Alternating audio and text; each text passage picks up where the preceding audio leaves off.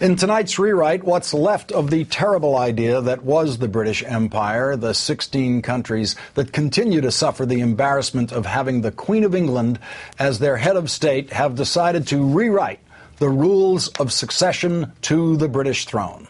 What kind of monarchy allows its subjects to rewrite the rules of the monarchy through its democratically elected representatives? The joke that is now something less than one step away from becoming a Kardashian-like reality show, the powerless and pointless British monarchy. The big new rule is that the firstborn son or daughter of the British monarch will succeed to the throne. What's the big change in that? The rule has simply been the firstborn son of the monarch will succeed to the throne, and a daughter could succeed to the throne only if there were no sons at all. The other royalty rule change is that the king or queen can now marry a Catholic. No rule change was necessary to allow the king or queen to marry a Jew or a Muslim. Catholic was the only religion that the monarch was forbidden from walking down the aisle with.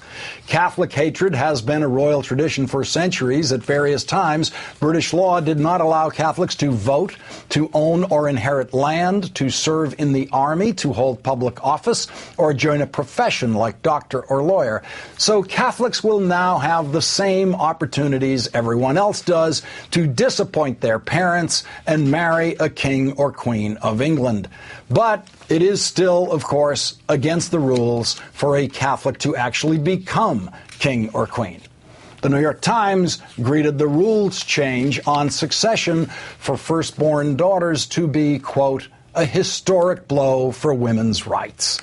Speaking for the sane subjects of the British Crown, Graham Smith, the head of a group called Republic that wants an elected head of state, said nothing of substance had changed. The monarchy discriminates against every man, woman, and child who isn't born into the Windsor family. To suggest that this has anything to do with equality is utterly absurd. It fails the equality test both in practice and in principle. In principle, all children in Britain should have an equal opportunity to stand for the position of head of state.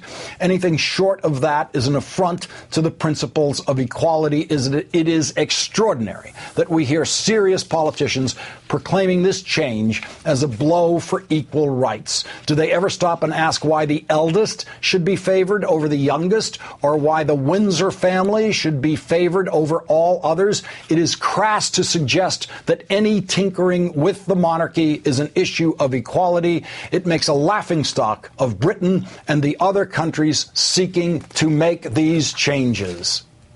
The monarchy is founded on discrimination and elitism. It has no place in a debate over equality of opportunity. Graham Smith for king. Graham Smith for prime minister.